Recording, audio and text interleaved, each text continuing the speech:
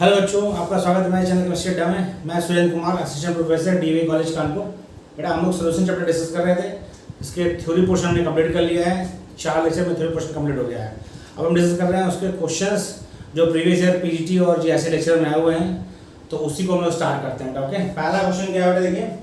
According to Raoult's law the relative lowering of vapour pressure of a solution is equal to. Raoult's law आपको बताया गया था, वहां बताया था relative lowering in vapour pressure क्या है। यह एक कोलिगेटिव प्रॉपर्टी है। तो क्या होगा, relative lowering in vapour pressure equal to क्या होता था, mole fraction of solute. Relative lowering in vapour pressure equal to क्या था, मोल फ्रैक्शन ऑफ सॉल्यूट। समझ गए ना, ऑप्शन डी। देखिए कितना समय लगा आपको, बहुत आसानी से क्वेश्चन हो गया। Relative lowering in vapour pressure is equal to होता है mole fraction of solute. Mole fraction of solute. अगला क्वेश्चन देखिए, the number of atoms in 4.25 gram of NH3 is. Number of atoms, ये बेटा मोल्स का question है क्योंकि moles अलग से मैंने नहीं पढ़ा है। उससे जो क्वेश्चंस आए हुए प्रीवियस ईयर में हम यहां डिस्कस कर रहे हैं। पूछा तो number of atoms in 4.25 gram of NH3 is. तो देखिए क्या होगा, आपको निकालना नंबर ऑफ एटम्स कैसे निकलेगा। हम डायरेक्ट स्टेप में कर रहे हैं। नंबर ऑफ एटम्स पहले मोल निकालेंगे। मोल मतलब इसका weight divide by molar weight कितना, 17। NH3 अमोनिया है, 14 होता है नाइट्रोजन का, और 3 हाइड्रोजन है तो 3 हाइड्रोजन हो जाएगा, 14 17 हो गया। ये हो गया मोल। मोल में हम गुणा करेंगे इसका अवोगाड्रो नंबर का, यानी Na का, यानी 6.02 10 की पावर 23। इससे हमें मिल जाएगा क्या, number of molecules of ammonia. क्या मिल जाएगा, मॉलिक्यूल्स ऑफ अमोनिया। हमें पूछा क्या, एटम्स। तो ध्यान दीजिएगा, एक एटम में कितने मॉलिक्यूल हैं। एक एटम में NH3 का एक एटम है तो एक नाइट्रोजन का, सॉरी एक मॉलिक्यूल में कितने एटम है। NH3 के मॉलिक्यूल में कितने एटम है, एक नाइट्रोजन का 3 हाइड्रोजन, यानी एक NH3 के मॉलिक्यूल में कुल 4 एटम हैं। तो ये आपका निकल के नंबर ऑफ मॉलिक्यूल्स, इसमें 4 से मल्टीप्लाई कर देंगे तो मिल जाएगा आपको क्या, तब आपको मिल जाएगा नंबर ऑफ एटम्स। ये इसको डिवाइड करेंगे 4 आएगा, इसको डिवाइड करेंगे कट जाएगा 6.02 10 की पावर 23, यानी अवोगाड्रो नंबर के बराबर इसमें एटम्स होंगे। देखिए कोई मैच कर रहा है, ऑप्शन डी 6 × 10 की पावर 23 अवोगाड्रो नंबर के बराबर इसमें एटम्स होंगे। 4.25 ग्राम अमोनिया में अवोगाड्रो नंबर के बराबर एटम्स होंगे। ओके, बड़ा दोनों क्वेश्चन कॉपी कर लिए पहले आप, फिर हम लोग नेक्स्ट करते हैं क्योंकि वहीं हमें कैलकुलेशन करना है। कॉपी कर लीजिए, स्क्रीनशॉट ले लीजिए क्वेश्चन का स्क्रीनशॉट ले लिए बेटा। ये दोनों क्वेश्चन पीजी 2000 में पूछे गए हैं। बहुत आसान क्वेश्चन है बेटा, इजीली हो गए। अब देखिए अगला क्वेश्चन, देखिए नेक्स्ट क्वेश्चन हमारा है क्वेश्चन नंबर 3। ये क्या कह रहा है, पढ़िएगा। तो क्वेश्चन नंबर 3 हमें 2002 में पूछा गया पीजीटी में, और इसे हमें करना है। कैसे करेंगे देख लेते हैं हम लोग आसानी से।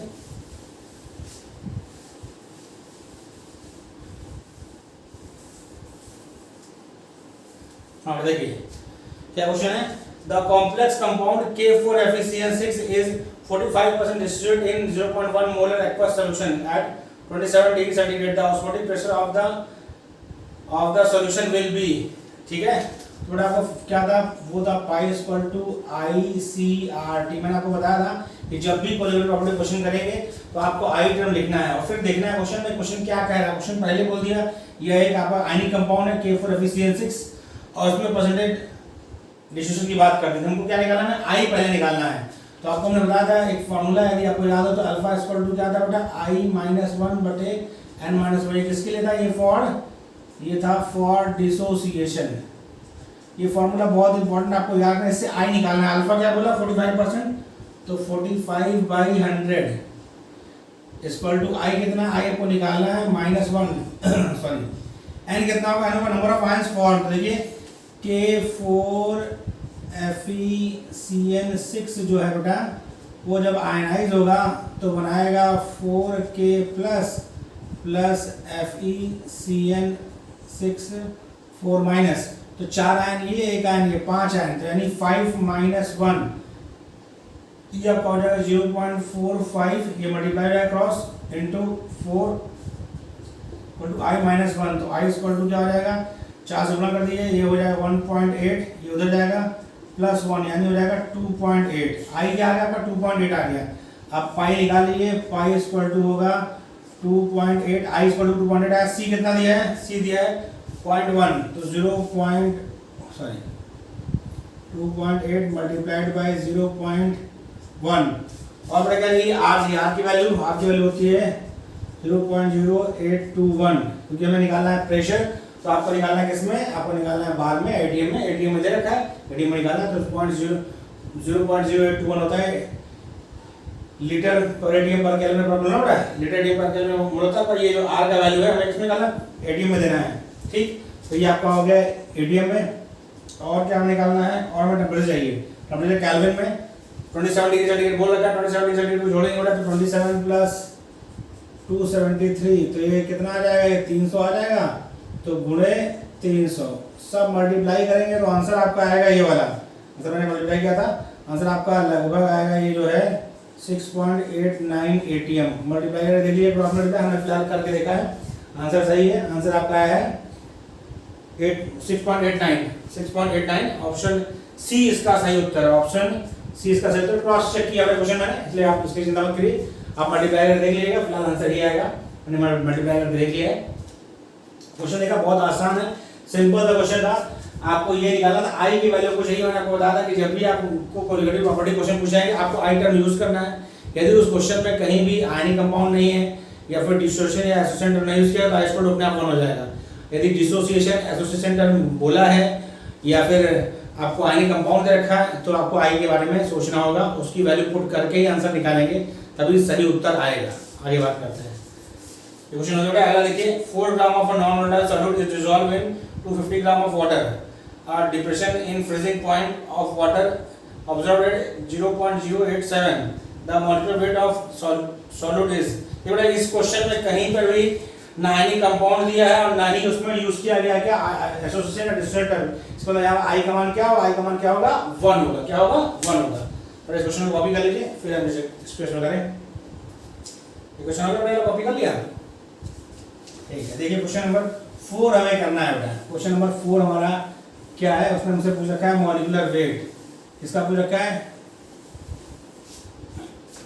आपको फार्मूला क्या पता है, क्या बात कर रहा हूँ, डिप्रेशन फ्रीजिंग पॉइंट। हाँ, डिप्रेशन फ्रीजिंग पॉइंट तो delta T F equal to क्या होता था, K F into W2 by M2 into W1 gram में इंटू 1000 और यहाँ पर क्या होता था बेटा आई इंटू, ठीक है, ये डेल्टा टी एफ होता था, ठीक है। अब समझिए आई का मान 1 है, के एफ का मान दे रखा है तब यह 1.856, इसको हम लगभग 1.86 मान के कैलकुलेशन करेंगे तो जल्दी जाएगा।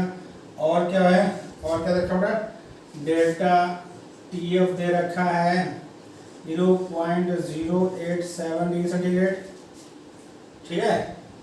और क्या दिया बेटा, मॉलिक्यूलर वेट पूछ रखा है, ठीक है। वेट दे रखा है W2 वेट ऑफ सॉल्यूट दे रखा है कितना 4 और W1 वेट ऑफ सॉल्यूट कितना रखा है 250, सब कुछ हो गया। आपको मॉलिक्यूलर वेट निकालना है तो मॉलिक्यूलर वेट इक्वल टू क्या होगा बेटा, molecular weight M2 equal to हो जाएगा, ये ऊपर जाएगा तो I इंटू के F into W2 into 1000 divide by delta T F into W1, okay. देखिए आई का मान 1 है, के एफ का मान 1.86 है और W2 का मान कितना दिया है 4 ग्राम और 1000 भागे डेल्टा टी एफ का मान कितना दिया बेटा 0.087 और क्या दिया है, और उसके बाद जो है W1 का नाम दिया है 250, काट देंगे बेटा, ये कट जाएगा, आप जैसे काटते जाएंगे ये 4 बार कटेगा और जब इसे सॉल्व करेंगे, मैंने सॉल्व किया था, आंसर कितना आया था, इसका आंसर आया था लगभग, इसका आंसर अप्रॉक्सीमेट क्योंकि यहाँ मैंने अप्रॉक्स ले लिया था तो इसका आंसर आया था 342 और 342 ये पहला क्वेश्चन है जो सही है। तो ऑप्शन बी इसका सही उत्तर है, थोड़ा हमने अप्रॉक्स लिया तो 342 यानी सुक्रोज है, जो नॉन वोलेटाइल सॉल्यूट है वो क्या है सुक्रोज है। सुक्रोज का मॉलिक्यूलर वेट 342 होता है, तो कौन सा बेटा सुक्रोज है 342 1.7 दिया है, तो बात हुई कि मैंने थोड़ा अप्रॉक्स किया था यहाँ पर, देखिए इस जगह पर, तो वही आपका वैल्यू हुआ तो 341.7 आएगा, ओके। इसे कॉपी कर लीजिए, फिर अगला क्वेश्चन करते हैं, इसे कॉपी कर लीजिए। क्वेश्चन नंबर 4 है ये, पीजी 2002 में पूछा गया। तो बेटा क्वेश्चन में कैलकुलेशन थोड़ा जरूर लेंदी होता है, लेकिन क्वेश्चन कभी गलत नहीं होगा। आपको जो जितनी चीज़ मैंने आपको पढ़ा रखी है यदि उसको आपने अच्छे से तैयार कर रखा है तो सोल्यूशन क्वेश्चन कभी भी आए क्वेश्चन आपका गलत नहीं होगा। बस कैलकुलेशन थोड़ा लेंदी होता है, समय लेता है, तो आपको करना ही है। यदि क्वेश्चन लेंदी जा रहा है तो थोड़ा आप उसको रोक दीजिए और फिर बाकी क्वेश्चंस करने के बाद करिए, क्योंकि लेंदी कैलकुलेशन वाले क्वेश्चन 3-4 ही आते हैं जिसमें बहुत लेंदी कैलकुलेशन होता है। तो उसके लिए ऐसा मत करिए कि अपना आधा घंटा खर्च कर दीजिए, उसको बाद में बाद बहुत समय रहेगा तो बड़े उसको यदि छोड़ के आगे बढ़ जाते हैं, बाद के बाद समय रहेगा तो क्वेश्चन आपसे सही हो पाएगा। क्योंकि क्वेश्चन यदि कर रहे हैं कहीं थोड़ा मिस्टेक हो गया तो ऑप्शन नहीं मैच करता तो और टेंशन होती है। इसलिए इसमें लेंदी कैलकुलेशन है उसको पहले बोला करें, आगे बढ़े। और ये मैं सोचा सर यदि बहुत क्वेश्चन आएंगे, लेंदी कैलकुलेशन के 2-3 क्वेश्चन ही आते हैं, सिर्फ क्वेश्चन नहीं आते, क्योंकि कुछ में तो सॉफ्ट रहेगा, कुछ में डायरेक्ट फॉर्मूला पर जाएगा, कुछ में इजी कैलकुलेशन होगा। ठीक, ओके, कर लीजिए। क्वेश्चन नंबर 5 करते हैं इसके बाद में। कॉपी हो गया, ये हो गया कॉपी बेटा। अब देखिए क्वेश्चन नंबर 5 क्या कह रहा है। क्वेश्चन नंबर 5 कह रहा है कि 0.2 मोलल K2SO4, साफ साफ देखिए K2SO4 दे रखा है। K2SO4 का मतलब क्या है बेटा, K2SO4 है तो आयनाइज होगा, अच्छी बात है। 0.2 molal K2SO4 solution freezes eight 1.1, ठीक है। तो फ्रीजर तो डेल्टा TF क्या होगा, वो होगा 0 माइनस 1.1 डिग्री सेंटीग्रेड। तो ये हो जाएगा आपका कितना बेटा, ये हो जाएगा आपका 1.1 डिग्री सेंटीग्रेड, ठीक है, अच्छी बात है। तो आपको बताना है, तो इसमें निकालना है आपको क्या, अल्फा निकालना है, अल्फा आपको फाइंड आउट करना है, ठीक है। कर लेते हैं हम लोग अल्फा फाइंड आउट। तो बेटा ये क्या था आपका, डेल्टा TF इक्वल टू क्या था, I into KF into M ये रखा है। तो I इक्वल टू क्या हो जाएगा, I इक्वल टू जाएगा delta TF by KF into M। Delta TF कितना देखा है 1.1 डिवाइड बाई KF कितना देखा बेटा, KF कहाँ गया, KF नहीं दिया है 1.86 इंटू M कितना दे रखा है, M दे रखा है 0.2। इसका कैलकुलेशन मैंने करा था, आप कर लीजिएगा फिलहाल इसका कैलकुलेशन। इसका कैलकुलेशन कर दिया था हमने, तो आया था 2.95, यह था बेटा 2.95, ठीक है। आप देखते हैं इसको, आपको पता है अल्फा इक्वल टू क्या होता है, I-1 बटे n-1 ये था। तो अल्फा I क्या है 2.95 माइनस 1 बटे n कितना होगा, सॉल्ट कौन सा आपका K2SO4। तो देखिए K2SO कैसे टूटता है, K2SO4 जब भी एसिड होगा तो 2K प्लस SO4 माइनस 2 देगा, 2 आयन ये, एक आयन यानी 2 और ये 1, कितना हो गया 3 माइनस 1। तो करिए इसको, तो आपका 1.95 डिवाइड बाई 2, तो ये आएगा। उसमें परसेंटेज निकालना है, परसेंटेज निकालना तो क्योंकि 100 से मल्टीप्लाई कर देंगे, तो कितना होगा देखिए 0.29 जा 18 बन गया, 2 7 जा 14, 2 5 जा 10, तो ये हो जाएगा आपका 97.5%। कितना हो जाएगा 97.5%। तो मैच कर रहा है, हाँ ऑप्शन बी मैच कर रहा है। देखिए कितना, ये क्वेश्चन बड़ा आसान है, इसमें कैलकुलेशन छोटा है, ये आप तुरंत कर सकते हैं कि हमने आसानी से ये कर लिया। तो 97.5% इसका आया क्या, ये उतना परसेंट डिसोसिएट हो रहा है, डिग्री ऑफ डिसोसिएशन बता रखा है इसका कितना है 97.5। तो देखिए जो फार्मूला आपको हमने बता रखे थे उन्हीं फार्मूला का हम यूज कर रहे हैं, कोई अलग फार्मूला यूज नहीं कर रहे हैं बेटा। जो फार्मूले हमने सीखे हैं थ्योरी पोर्शन में उन्हीं फार्मूलों का यूज करके हम लोग क्वेश्चन कर रहे हैं, बस हमें ध्यान रखना है क्वेश्चन कैसे करना है। अगला क्वेश्चन देखिए, according to Henry law the solubility of gas in a given volume of liquid are increases with increasing। solubility of gas increase किसके पता है, मतलब कि बढ़ाने पर बढ़ता है, तो सॉरी कि प्रेशर बढ़ाने पर solubility of gas बढ़ेगा और टेम्परेचर बढ़ाने पर घटेगा। तो प्रेशर बढ़ाने पर बढ़ेगा, देखिए increases with increasing टेम्परेचर नहीं प्रेशर। प्रेशर आप बढ़ाएंगे तो solubility of gas बढ़ेगा, क्या बढ़ेगा, solubility of gas इंक्रीज करेगा। तो प्रेशर इंक्रीज करने पर इंक्रीज करेगा, प्रेशर इंक्रीज करने पर डिक्रीज करेगा। बहुत गलत है, नाइदर भी गलत है। तो ऑप्शन बी इसका सही उत्तर है। पीटी 2003 का क्वेश्चन है, तो बहुत आसानी से हम क्वेश्चन कर सकते हैं। यदि थ्योरी क्वेश्चन आपका तैयार है, क्वेश्चन करना बहुत टफ काम नहीं है, बहुत इजीली होता है। प्रैक्टिस करने से क्या होता है, कॉन्फिडेंस बढ़ता है। क्वेश्चन कॉपी कर लीजिए, फिर हम आगे क्वेश्चन नंबर 6 तक हमने डिस्कस कर लिया, क्वेश्चन नंबर 7 नंबर फिर डिस्कस करते हैं। कॉपी कर लीजिए।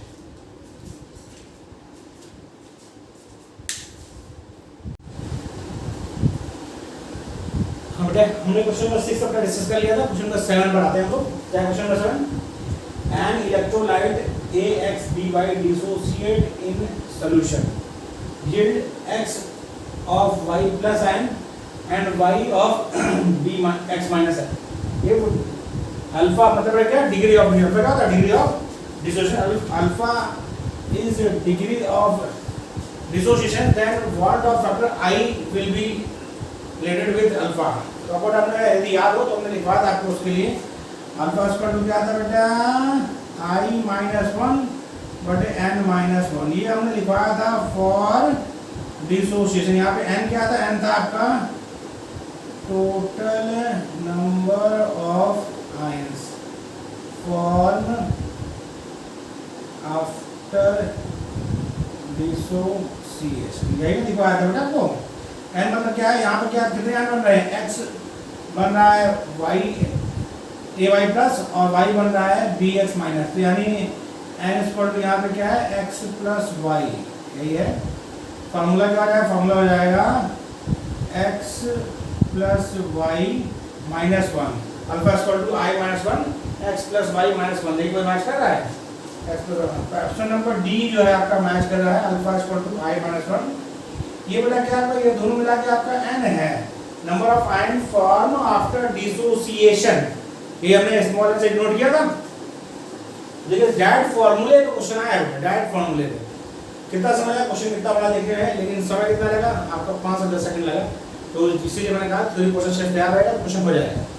चलो अगला क्वेश्चन देखिए, when two pure liquid are mixed to give an ideal solution। ध्यान रखिए बेटा, आइडियल सॉल्यूशन, अच्छी बात है, mix an ideal solution, volume change बेटा रीमिक्सिंग 0 ठीक है, सही है कथन। एंथैल्पी चेंज एच मिक्सिंग 0 सही है। एंथैल्पी सॉरी एंथैल्पी हाँ, तीसरा क्या सी वाला, एंट्रोपी चेंज बेटा एक्स मिक्सिंग इक्वल टू 0। ना देखो एंट्रोपी चेंज कभी भी 0 नहीं होगा, क्यों नहीं होगा, क्योंकि दो जब आप अलग अलग क्वेश्चन मिला रहे हैं तो एंथैल्पी क्या होगी, तो एंट्रोपी क्या होगी, इंक्रीज होगी, रैंडमनेस बढ़ेगा, रैंडमनेस बढ़ेगा। मिक्सचर आप बनाएंगे बेटा, मिडियल मिक्सचर आपका आइडियली क्यों ना हो, लेकिन रैंडमनेस क्या होगी, इंक्रीज होगी, रैंडमनेस क्या होगी, इंक्रीज होगी। भाई ए अलग तरह का लिक्विड है, बी अलग तरह का लिक्विड है, ए में अलग तरह का, भाई ए में ए टाइप के मॉलिक्यूल्स हैं, बी में बी टाइप मॉलिक्यूल्स, जब आपस में मिक्स होंगे तो ए बी टाइप के मॉलिक्यूल्स बनेंगे, तो ए बी टाइप के मॉलिक्यूल्स बनेंगे तो उनमें रैंडमनेस इंक्रीज होगी। तो ये 0 कभी नहीं होगा, ये क्या होगा, ये होना चाहिए था क्या, ग्रेटर देन 0, लेकिन दिया है 0, यानी ए सही है, बी सही है, सी सही नहीं है। डी क्या है, the activity of component form ideal solution are equal, ठीक है, इक्वल होती है उधर मोल फ्रैक्शन, सही है। तो ए बी और डी सही है। देखिए कोई ऑप्शन दिख रहा है ए बी डी और सही, ए बी डी सही है, A B D, option C इसमें सही दे रखा है, ऑप्शन सी जो है वह सही है। अगला क्वेश्चन देखिए, the normality of 1 molar H3PO4 solution will B. बड़ा आपको पता है नॉर्मलिटी इक्वल टू क्या होता है, फॉर्मूला आपको याद हो तो, नॉर्मलिटी इक्वल टू होता है मोलैरिटी इनटू n फैक्टर। क्या होता है, मोलैरिटी इनटू n फैक्टर। और H3PO4 में n फैक्टर मतलब कितना होगा, n फैक्टर मतलब कितना H2 दे सकता है, 3 दे सकता है H3PO4। तो ये हो जाएगा आपका मोलैरिटी कितना दिया, 1 into 3 मतलब 3 नॉर्मल। तो ऑप्शन मैच कर रहा है, हाँ ऑप्शन डी मैच कर रहा है। आपको n फैक्टर पता था, आपने सिर्फ मल्टीप्लाई किया, आंसर आपको मिल गया। कितना समय लगा था, बहुत थोड़ा समय हो गया। अगला क्वेश्चन देखिए, the osmotic pressure of 5% solution of sugar multiplied with 342 at 15 degree centigrade will be. ये क्वेश्चन हम करते हैं, ये बेटा अपना कॉपी कर लिया, इसको उतार लीजिए, फिर हम लोग चेक करेंगे।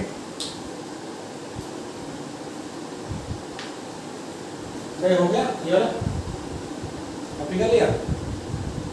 क्वेश्चन बहुत तेज समझिए बेटा, जो भी क्वेश्चन पढ़ रखा है हो गया, जो भी क्वेश्चन पढ़ रखा है तो क्वेश्चन को बहुत आसानी से हो जाएगा।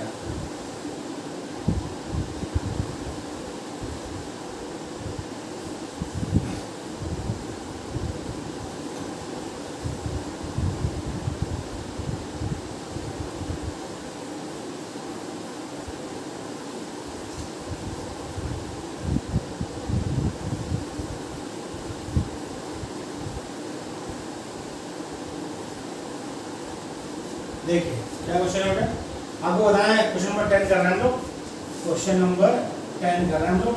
हमको पाई बना, पाई इक्वल टू क्या होगा, ICRT। आई बेटा यहाँ पर 1 होगा, बिल्कुल शुगर है, शुगर के लिए आई इक्वल टू 1 होता है, तो ये हो जाएगा 1 गुणे सी, मतलब मान लीजिए देखिए 5 पॉइंट सॉल्यूशन मतलब 5/100 होगा, ये ml में होगा तो ऊपर 1000 का गुणा होगा। चलिए भाई 5% है, 5/100 हो गया और 1000 गुना होगा, इसका मॉलिक्यूल कितना है 342 गुणे आर कितना है, आर आपका 0.0821, टेम्परेचर कितना होगा 273 में 15 जोड़ दीजिए, कितना हो जाएगा 15, कितना हो जाएगा 285 हो जाएगा, हो जाएगा नहीं हो जाएगा 285 नहीं, 5 3 8 288 हो जाएगा, 288 हो जाएगा, 5 3 8 आएगा, ठीक है सही 288 हो जाएगा 288। तो ये मल्टीप्लाई करेंगे आप, ये हो जाएगा आपका, ये आपका आएगा 50 गुणे 0.0821 गुणे 288 बटे 342। इसको सब्स्टिट्यूट मैंने कर रखा था, तो क्वेश्चन आया था 3.456 आया था 3.456। ऑप्शन देखिए कोई मैच करा 3.64 नहीं 3.46, ठीक है। ऑप्शन देखिए इसको हम कर सकते हैं 3.4/5 से आता है 46, 3.46 एटीएम, क्योंकि एटीएम में होगा प्रेशर होगा। तो ऑप्शन आपका सी देखिए सही है, सिंपल सा कैलकुलेशन है। y = I CRT में क्यों लिखा होता है, I का मान यहाँ पर 1 होगा क्योंकि आपको दे रखा है क्या शुगर, शुगर में n = I = 1 होता है आधार को, क्योंकि ये नहीं एसोसिएट होगा और ना ही डिसोसिएट होगा, तो इसमें I = हमेशा 1 ही होगा। C मतलब कंसंट्रेशन, मोलर कंसंट्रेशन की बात करता है, 5% बोल रखा था, तो 5 पे 100 हुआ, भाई 5 ग्राम आपका शुगर हुआ और 100 ml आपका वाटर हुआ। 100 ml वाटर था क्योंकि ml में रखा है, उसको मिक्स करना था, रिटर्न में से भाग दिया ऊपर चला गया और मल्टीप्लाई करना था, ठीक है, मल्टीप्लाई करना था। N2/V होता है, तो ये तो आपका n हो गया, ये क्या हो गया, ये n v आपका वॉल्यूम था, mm था, तो यहाँ पर हमने वो कर दिया, वॉल्यूम कर दिया। ये r है आपका टेंपरेचर केल्विन का 288, क्योंकि 15 डिग्री सेंटीग्रेड दिया तो 273 जोड़ दिया 288 हो गया। इसे सिंपली सॉल्व किया तो 3.456 आया, ये बड़ा ये 5 से आता है, तो यहाँ पर बढ़ जाएगा 3.46 जाएगा। ऑप्शन सी आपका मैच कर गया, ठीक, ओके, बहुत आसानी से हो गया। दिक्कत नहीं, पीजी 2009 का क्वेश्चन है ये।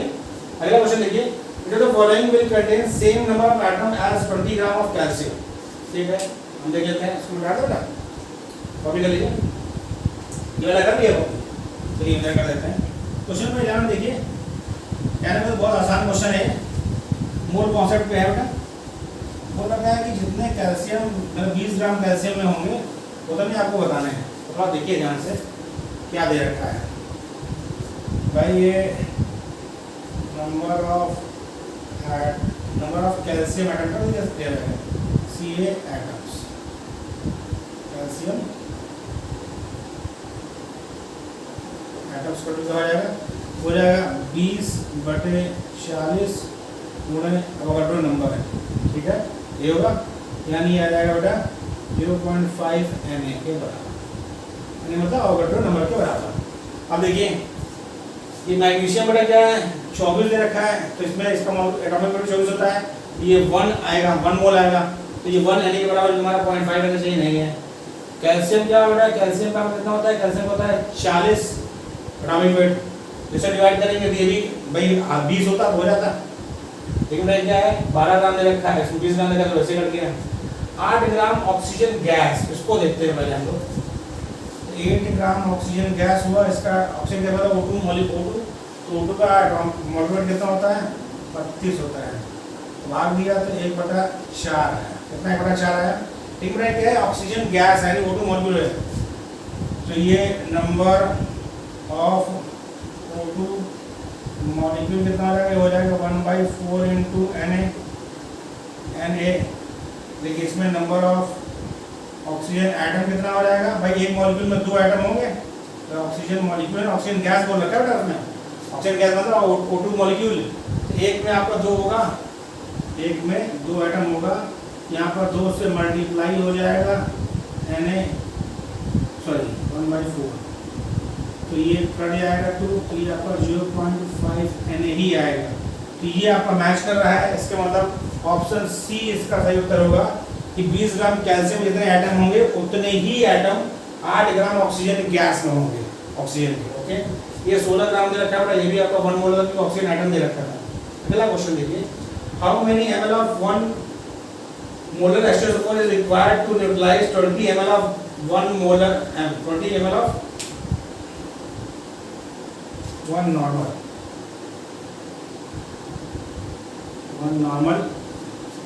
Normal NaOH solution, 1 normal NaOH solution. कर लेते हैं इसको सॉल्व, आसानी से जाएगा, कॉपी हो गया।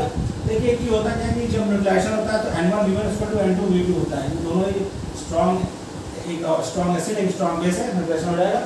तो ये क्या होगा N1 V1 equal to N2 V2, यानी ये एसिड का और ये बेस का। ठीक, एसिड में देखिए आप पहले 1 मोलर H2SO4 दे रखा है, तो नॉर्मलिटी इसकी क्या हो जाएगी, नॉर्मलिटी जाएगी 2 × 1 क्यों, क्योंकि इसका एन फैक्टर क्या होगा, एन फैक्टर होगा 2, H2SO4 है तो एन फैक्टर क्या होगा 2, तो ये 2 हमने मल्टीप्लाई कर दिया। जब फिर मैं देख लेता हूँ एसिड H2SO4 पूरा लिखूँ बेस NaOH, तो N1 इक्वल टू क्या होगा मोलैरिटी इनटू एन फैक्टर, क्यों होगा क्योंकि बेटा हम मोलैरिटी देखें, मोलैरिटी क्या है, मोलैरिटी इसकी है 1, एन फैक्टर क्या होगा, एन फैक्टर इसका होगा 2, तो हो जाएगा 2 नॉर्मल। ठीक है, अब इसमें आपको यदि इसकी नॉर्मलिटी तो मोलैरिटी दोनों सेम है, क्योंकि यहाँ पर NaOH में एन फैक्टर क्या होता है 1 होता है। अब कर लीजिए मल्टीप्लाई, तो N1 V1 वाला यूज़ कर लीजिए, तो 2 × V1 equal to 20 × 1, V1 equal to क्या आ जाएगा 20/2 तो 10 ml, तो ऑप्शन मैच कर रहा है ऑप्शन बी। ऑप्शन बी बहुत आसानी से हमने क्वेश्चन कर लिया है, इसे कॉपी कर लीजिए। क्वेश्चन नंबर 5 तक हमारा हो गया है, इसके बाद हम क्वेश्चन नंबर 13 डिस्कस करेंगे, इसे कॉपी कर लीजिए।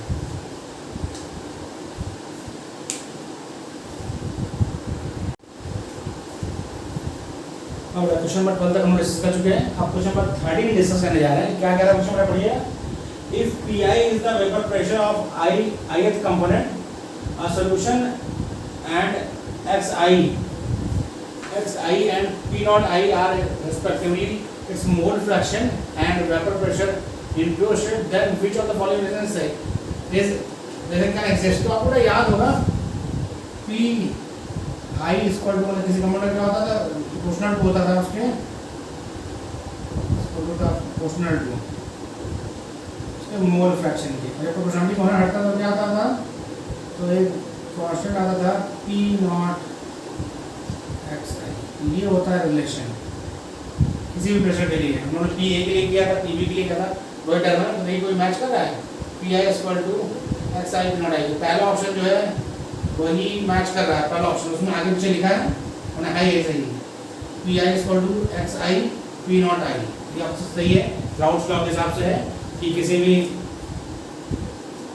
सॉल्यूशन में किसी कंपोनेंट द्वारा वेपर प्रेशर क्या होता है, प्रोपोर्शनल उसके मोल फ्रैक्शन होता है, जब प्रोपोर्शनलिटी कांस्टेंट हटेगा तो उसका जो प्योर स्टेट में वेपर प्रेशर होगा वो आ जाएगा, वही हुआ प्रोपोर्शनल टू उस मोल फ्रैक्शन, और प्रोपोर्शनल कांस्टेंट हटेगा, प्रोपोर्शनल का साइन हटेगा तो एक कांस्टेंट आएगा और होता है P0 आएगा। अगला क्वेश्चन देखिए, Raoult's law is mathematically expressed as, तो राउल्स लॉ आपको बताया था, यदि आपको याद हो तो रिलेटिव लोअरिंग मतलब P0 मतलब सॉल्वेंट का pressure minus P solution by P0 equal to क्या था, मोल फ्रैक्शन ऑफ सॉल्यूट था, मोल फ्रैक्शन ऑफ सॉल्यूट। आपको जाने के बता दूं, हमेशा स्मॉल n जो होता है वो होता है for number of moles of solute, और कैपिटल N होता है for number of moles of solvent. तो इसको यदि इस तरह करें, ये हो जाएगा आपका स्मॉल n बटे small n plus capital N, ये होगा साइन, तो P0 माइनस PS मतलब P टोटल वही हुआ, P0 माइनस P, यहाँ P0 minus P by P0 equal to n बटे n plus n। Option A इसका सही उत्तर है, ऑप्शन ए सही उत्तर है। ऑप्शन बी वाला देखिए ये साइन तो ठीक है, लेकिन यहाँ पर क्या है, ये मोल फ्रैक्शन ऑफ सॉल्वेंट कर दिया है, जो होता क्या है मोल फ्रैक्शन ऑफ सॉल्यूट। तो क्वेश्चन ए जो इस क्वेश्चन को नंबर 14 था, क्वेश्चन ए सही है, या पीजी 2013 का क्वेश्चन है। अगला क्वेश्चन देखिए, फिर the following pair of solution is isotonic pair at the same temperature. Isotonic solution क्या होता है बेटा, आइसोटोनिक सॉल्यूशन वो सॉल्यूशन है जिनका वेपर प्रेशर क्या हो, सॉरी जिनका ऑस्मोटिक प्रेशर क्या हो सेम हो, वो क्या होता है isotonic solution. Isotonic solution which है सेम ऑस्मोटिक प्रेशर। तो देखिए कंसंट्रेशन सब में 0.1 ही दे रखा है, तो कंसंट्रेशन तो सेम है। तो आपको यदि याद हो तो हमने आपको फार्मूला दिखाया था I इक्वल टू ICRT, ये तो सबका कॉमन है, 0.1 से 0.1 सबका 0.1 ही है, तो वही टेम्परेचर कॉमन है, R कांस्टेंट है, C भी सबका सेम है, तो यानी I पर डिपेंड करेगा, इसके I का मान सेम होगा उसके लिए सेम होगा। तो अब देखते हैं, यहाँ पर I का मान 1, यहाँ पर I का मान 2, क्योंकि बड़ा इलेक्ट्रोलाइट टूटेगा तो 2 हो जाएगा। यहाँ पर I का मान क्या है, हम I की बात करें यहाँ इक्वल टू 1 है, यहाँ पे इस वाले में I इक्वल टू 2 है, इस वाले में इस वाले के लिए i इक्वल टू 1 है, इस वाले के लिए i इक्वल टू 3 है। जब सेम होगा तभी होगा, सेम ऑप्शन कर सकते हैं। यहाँ पर क्या होगा, i इक्वल टू इस वाले के लिए 2 है, इसके लिए 2 से 4 3 9 उठेगा, i इक्वल टू 3 है। यहाँ पर i इक्वल टू 3 है और यहाँ पर i इक्वल टू 3 है। तो यानी ऑप्शन डी इसका सही उत्तर है। यह एक आइसोटोनिक सॉल्यूशन है, दोनों के दोनों, ये दोनों का ऑस्मोटिक प्रेशर क्या होगा, सेम होगा, क्योंकि कंसंट्रेशन तो सेम ही है, टेम्परेचर सेम है, साथ ही साथ आई की वैल्यू भी सेम है, क्योंकि सब में कंसंट्रेशन यानी CRT वगैरह सबका सेम था, बस आई डिफर कर रहा था। तो इस ऑप्शन डी जो है उसमें आई भी सेम। कॉपी करिए। क्वेश्चन का 16वां हम करते हैं। क्वेश्चन नंबर 16 क्या कह रहा है, बड़ा क्वेश्चन है लेकिन देखिए आंसर इसका बहुत आसानी से हो जाएगा। क्वेश्चन नंबर 13 पे उतार लिया और नहीं करेंगे, कर लिया। तो देखिए क्वेश्चन नंबर 16 पढ़िए तक आप क्या कह रहा है। 2016 में पूछा गया, पीटी 2016 का क्वेश्चन है, 2016 पीटी में पूछा गया क्वेश्चन है। पीटी 2016 का एग्जाम 2016 में हुआ है, इसका एग्जाम 2016 में नहीं हुआ, इसका एग्जाम 2018 में हुआ है। तो देखिए क्या है, 19 में हुआ पीटी 2016 का एग्जाम। ये क्वेश्चन क्या है बेटा आपका है, हाँ, vapour pressure of a pure component is, ये प्योर का दे रखा है यानी P0 A दे रखा है कितना 40, ठीक है, अच्छी बात है। And A solution B is prepared A at the same temperature, the pressure of A, P solution कितना दे रखा है, P सॉल्यूशन दे रखा है 20 और what will the mole fraction of, और XA पूछ रखा है। आपको फॉर्मूला एकदम क्लियर है, P सॉल्यूशन बराबर P0 A XA। तो XA इक्वल टू क्या हो गया P सॉल्यूशन बटे P0 A। कैसे पता बेटा, देखिए कि दूसरे वाला आपको नॉन वोलेटाइल बताएगा, सॉल्यूशन का प्रेशर क्या होगा, जब दूसरे का नहीं देखा इसका सीधी बात वो नॉन वोलेटाइल है, क्या वो नॉन वोलेटाइल सॉल्यूट है। तो आपको पता है बेटा सिर्फ और सिर्फ जो नॉन वोलेटाइल सॉल्यूट होगा तो सॉल्यूशन में कौन पार्टिसिपेट करेगा, सॉल्यूशन वेपर प्रेशर में कौन पार्टिसिपेट करेगा, सिर्फ वोलेटाइल सॉल्वेंट पार्टिसिपेट करेगा, सॉल्यूट वेपर फॉर्म नहीं करेगा, इसलिए वह वेपर प्रेशर ग्रेड नहीं करेगा। तो बताया आपको, ये उन्होंने कई बार कर सकते हैं। तो ये क्या हो जाएगा, सॉल्यूशन का प्रेशर क्या हो जाएगा, P0 equal to mole fraction of that solvent.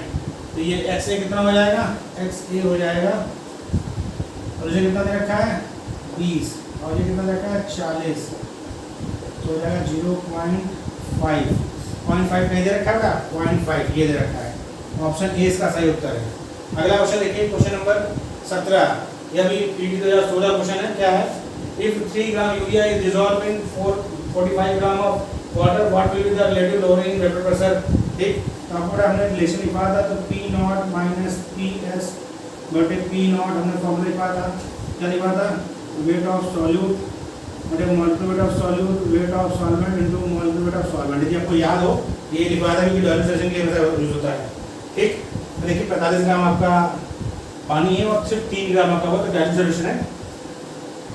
Solute का वेट दिया है 3, मोलेक्युलर इसका होता है कितना, यूरिया कितना होता है 60 होता है। जोड़िए, यूरिया का फॉर्मूला होता है NH2CONH2, जोड़ेंगे बेटा, यूरिया का मोलेक्युलर वेट 60 ही आएगा भाई। 2 का नाइट्रोजन 1428, ये 4 है, 28 4 32 32 और 32 12 44 और 44 16 60 हो गया, ठीक है 60।